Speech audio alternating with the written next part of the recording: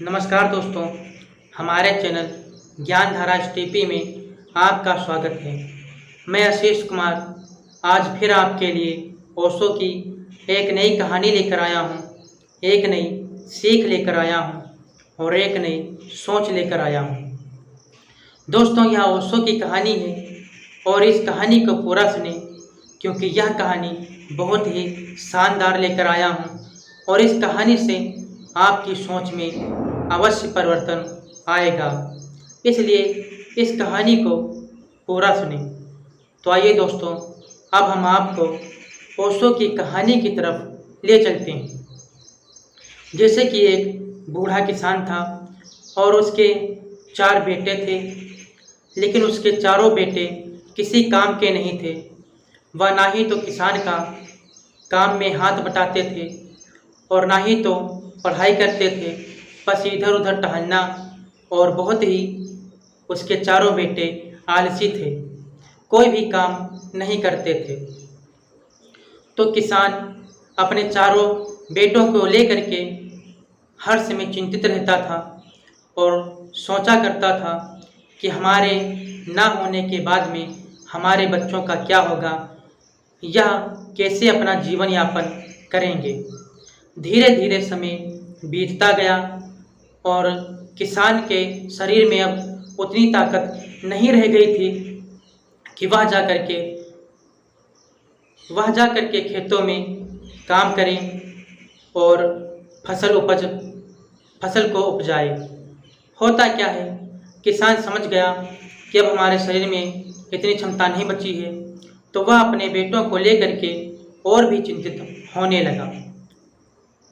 कुछ समय के बाद होता क्या है, वह किसान एक दिन बहुत बीमार हो जाता है। तो किसान सोचने लगता है कि हमको लगता है अब हमारी अंतिम घड़ी है, अंतिम हमारी सांस आने वाली है। इसलिए वह अपने बेटों को अपने पास में बुलाया और अपने बेटों से कहा, देखो बेटा, ऐसा है, हमने एक सोने के कलश में 10 लाख रुपए छुपा करके खेत में कहीं पर गड़ा दिए हैं, लेकिन हमें वह जगह नहीं याद है। हमने 10 लाख रुपए एक सोने के कलश में कहाँ पर गड़ाए हैं। इसलिए तुम चारों लोग जाना और उस कलश को ढूंढ निकालना खेत में और पैसे आपस में बांट लेना। तो चारों बेटों ने कहा, ठीक है पिताजी, जैसी आपकी इच्छा। और यह कहने के बाद थोड़ी ही देर के बाद वह किसान मृत्यु को प्राप्त हो गया।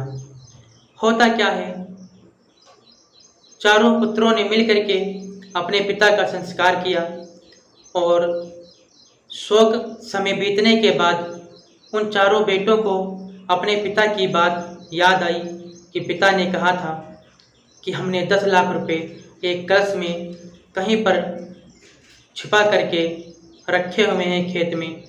तो चारों बेटों ने कहा, चलो उन्हीं को हम ढूंढते हैं चल के। तो चारों बेटे चल देते हैं, कोई फावड़ा लेता है और कोई कुदाल लेता है।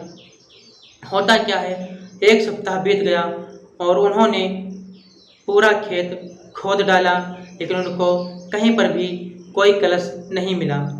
तो उन चारों लड़कों ने सोचा, चलो जब इतना खोद ही डाला है तो इसमें कोई ना कोई फसल उगाई जाए।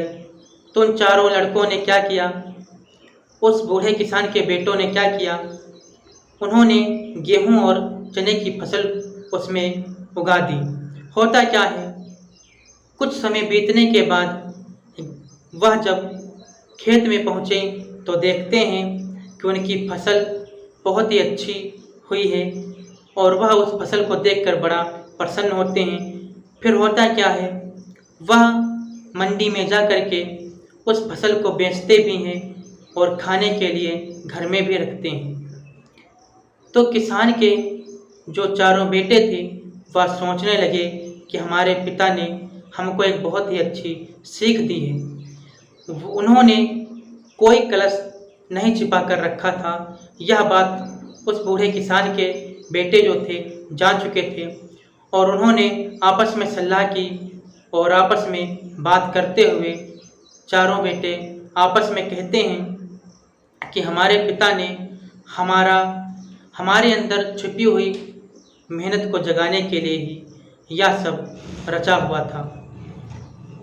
और चारों बेटे हंसी खुशी रहने लगे और वह अपने खेतों में काम करके अपना जीवन यापन करने लगे। तो दोस्तों, मैं आशा करता हूँ आपको यह कहानी अच्छी लगी होगी और इस कहानी से हमें यह सीख मिलती है कि हर व्यक्ति के अंदर कोई ना कोई अच्छा गुण छिपा हुआ होता है। तो उस गुण को आप बाहर निकालो, समाज को दिखाओ, ताकि दूसरों को प्रेरणा मिल सके। और इस कहानी से यह सीख मिलती है कि जो मेहनत करते हैं वह कभी भिखारी नहीं बनते हैं, और भिखारी वही बनते हैं जो मेहनत नहीं करते हैं। किस्मत उन्हीं का साथ देती है जो कर्म करते हैं। तो दोस्तों, मैं अगली वीडियो में मिलूँगा एक नई कहानी के साथ। तब तक के लिए नमस्कार।